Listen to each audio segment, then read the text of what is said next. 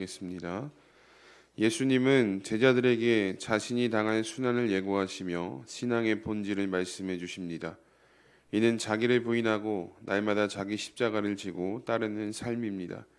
여기서 날마다는 끊임없이 지속적으로 믿고 따르며 그로 인한 고난도 받아들여야 함을, 십자가는 하나님의 뜻과 계획을 말합니다. 예수님부터 이 명령을 지키셨습니다. 예수님은 자신을 부인할 것 없는 하나님의 본체이시지만 하나님의 뜻을 받들어 죄인을 위한 대속 제물이 되기 위해 자신을 버리셨습니다. 그리고 하나님의 뜻을 이루셨습니다. 이 같은 예수님의 자기 부인과 구원의 역사 덕분에 우리는 영원한 생명을 값없이 얻게 되었습니다. 그 예수님이 우리 안에 계십니다. 죄된 나 자신을 부인하고 부인할 것 없는 완전하신 하나님의 뜻에 초점을 맞출 때 우리 안에 계신 예수님을 만나고 경험하게 됩니다. 우리 질문도 함께 읽겠습니다. 부인할 것 없는 하나님의 뜻은 저버리고 부인해야 하는 나의 뜻은 내세우고 있지 않은지 돌아봅시다. 아멘. 누가복음 9장은 여러 사건들이 아주 종합적으로 다 기록이 되어져 있는데 그 중에서 예수님의 어떤 순환이 예고되는 장면이 가장 중요한 포인트로 오늘 말씀 해설이 이야기를 합니다. 예수님의 순환을 예고하시면서 예수님은 제자들이 걸어가야 할 그 길의 본질이 무엇인지를 분명히 말씀을 해주십니다. 그 길은 자기를 부인하고 날마다 자기의 십자가를 지고 가는 것이 제자의 본질이다라는 것이죠. 여기서 예수님께서 말씀하신 부인이라는 것은 단순히 어떤 욕구를 참고 억누르는 행위가 아니라 죄된 나의 어떤 자아, 나의 중심성을 내려놓고 하나님의 뜻을 우선시하게 되는 삶의 결정을 의미합니다.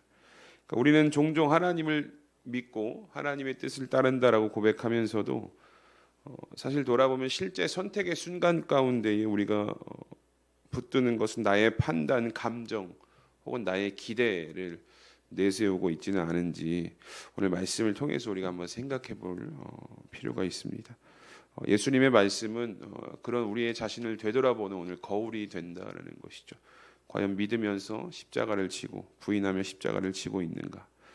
그런데 사실 보면 예수님께서 먼저 이 말씀대로 행하셨다라는 것을 우리가 성경을 통해서 고백할 수 있게 되죠.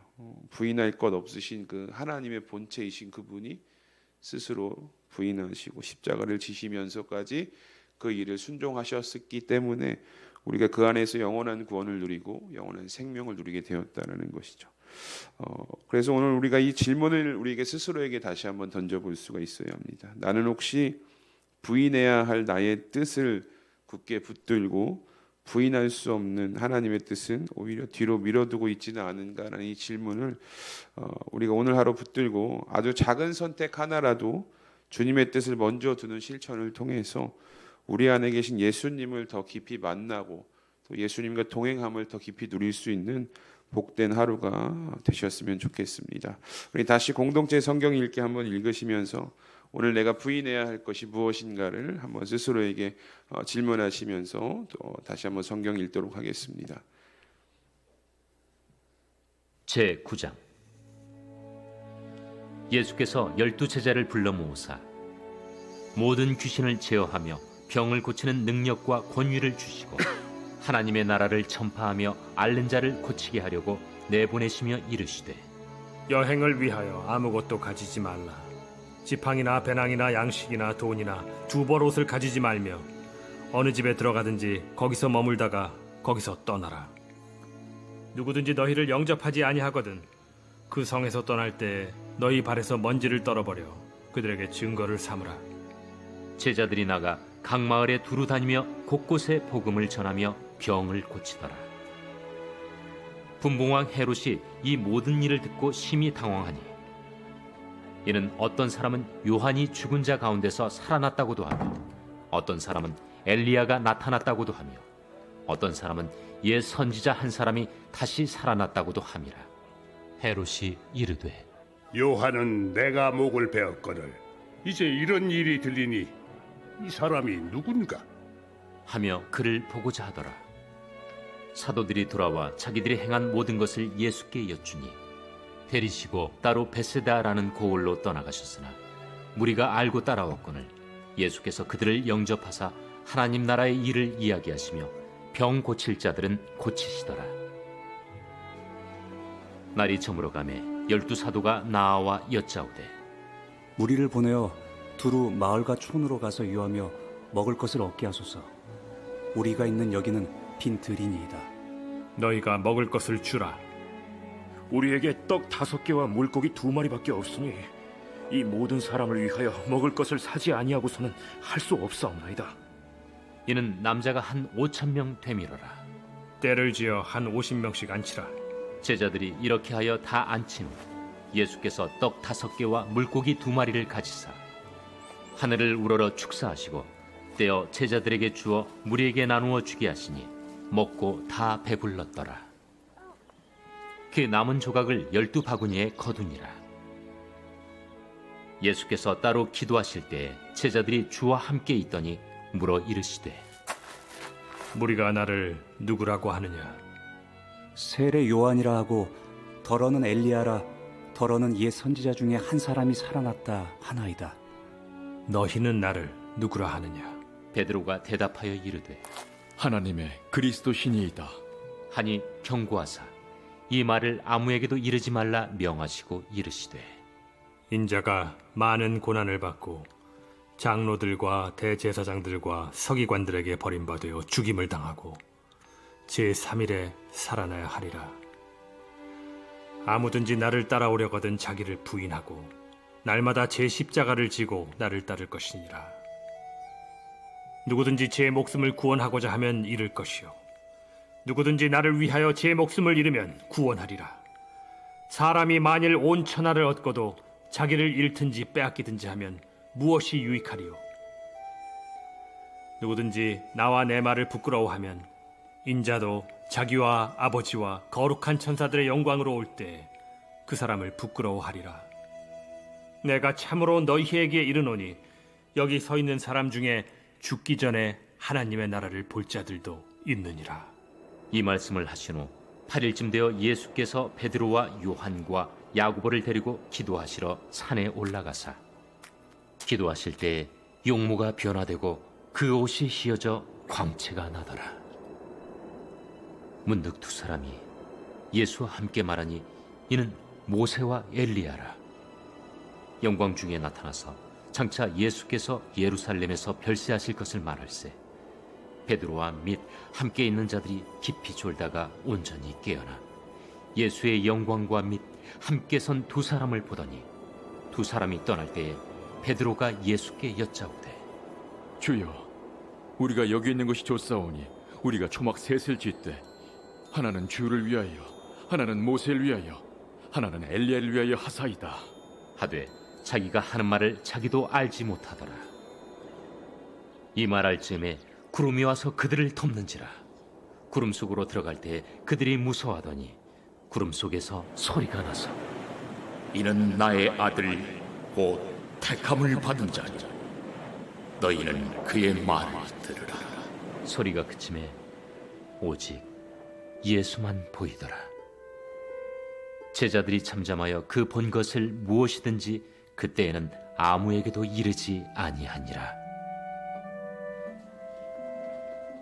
이튿날 산에서 내려오시니 큰 무리가 맞을세 무리 중에 한 사람이 소리질러 이르되 선생님, 정컨대 내 아들을 돌보아 주옵소서. 이는 내 외아들이니이다. 귀신이 그를 잡아 갑자기 부르짖게 하고 경련을 일으켜 거품을 흘리게 하며 몹시 상하게 하고야 겨우 떠나가나이다. 당신의 제자들에게 내쫓아 주기를 구하였으나 그들이 능히 못하더이다. 믿음이 없고 패역한 세대여, 내가 얼마나 너희와 함께 있으며 너희에게 참으리요. 네 아들을 이리로 데리고 오라. 하시니 올 때에 귀신이 그를 거꾸로 들이고 심한 경련을 일으키게 하는지라. 예수께서 더러운 귀신을 꾸짖으시고 아이를 낳게 하사 그 아버지에게 도로 주시니 사람들이 다 하나님의 위엄에 놀라니라. 그들이 다 그 행하시는 모든 일을 놀랍게 여길세 예수께서 제자들에게 이르시되 이 말을 너희 귀에 담아두라.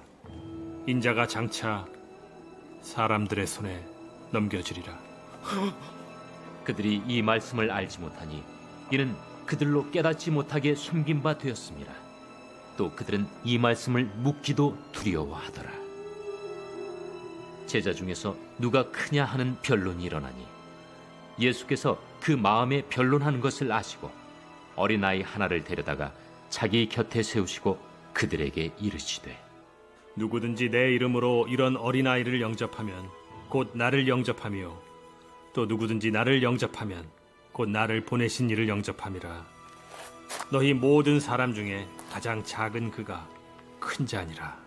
요한이 여짜오되 주여, 어떤 사람이 주의 이름으로 귀신을 내쫓는 것을 우리가 보고 우리와 함께 따르지 아니함으로 금하였나이다. 금하지 말라. 너희를 반대하지 않는 자는 너희를 위하는 자니라. 예수께서 승천하실 기약이 차감해 예루살렘을 향하여 올라가기로 굳게 결심하시고 사자들을 앞서 보내심에 그들이 가서 예수를 위하여 준비하려고 사마리아인의 한 마을에 들어갔더니 예수께서 예루살렘을 향하여 가시기 때문에 그들이 받아들이지 아니하는지라. 제자 야고보와 요한이 이를 보고 주여, 우리가 불을 명하여 하늘로부터 내려 저들을 멸하라 하기를 원하시나이까? 예수께서 돌아보시며 꾸짖으시고 함께 다른 마을로 가시니라.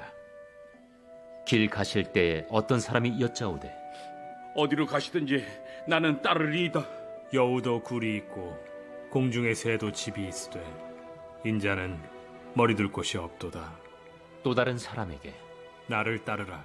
나로 먼저 가서 내 아버지를 장사하게 허락하옵소서. 죽은 자들로 자기의 죽은 자들을 장사하게 하고 너는 가서 하나님의 나라를 전파하라. 주여, 내가 주를 따르겠나이다마는 나로 먼저 내 가족을 작별하게 허락하소서. 손에 쟁기를 잡고 뒤를 돌아보는 자는 하나님의 나라에 합당하지 아니하니라. 아멘. 우리 말씀 기도 함께 보겠습니다. 13절입니다. 예수께서 이르시되 너희가 먹을 것을 주라 하시니. 아멘. 예수님은 오병이어 기적을 통해 제자의 역할과 사명을 가르쳐 주셨습니다. 제자는 예수님께 받은 것, 곧 하나님 나라의 복음을 나누는 사람입니다. 하나님께 구하고 받은 것을 나누는 사람이 참된 제자입니다. 첫 번째 기도 제목입니다. 먼저 복음을 받은 자로서 우리나라에 들어와 있는 디아스포라 유학생들에게 하나님 나라 복음을 나누게 하소서. 오병이어 같은 천국 잔치가 그들에게 예비되어 있음을 전하고 새로운 하늘 가족으로 맞이하게 하소서. 23절 두 번째입니다. 또 무리에게 이르시되 아무든지 나를 따라오려거든 자기를 부인하고 날마다 제 십자가를 지고 나를 따를 것이니라. 아멘. 예수님은 자신이 당할 순환을 예고하시며 예수님을 따르는 자는 자기를 부인하는 고난을 각오하고 하나님의 뜻과 계획을 쫓아야 한다고 말씀하셨습니다. 오직 하나님 아버지의 뜻이 우리 삶을 이끌게 해야 합니다. 두 번째 기도 제목입니다. 나의 죄인됨과 하나님의 영광을 인정하게 하소서. 내 뜻을 이루기 위해 하나님을 수단으로 삼는 악을 버리고 하나님의 뜻을 이루기 위해 나 자신을 부인하게 하소서. 그 길 끝에 부활 생명이 있음을 바라보며 끝까지 믿음으로 걸어가게 하소서. 아멘. 우리 이 두 가지 기도 제목을 놓고 함께 합심해서 또 오늘 말씀을 기억하면서 다 함께 기도하며 나아가도록 하겠습니다. 다 함께 기도합니다. 하나님 감사합니다. 오늘도 우리를 이 새벽 가운데 깨워주시고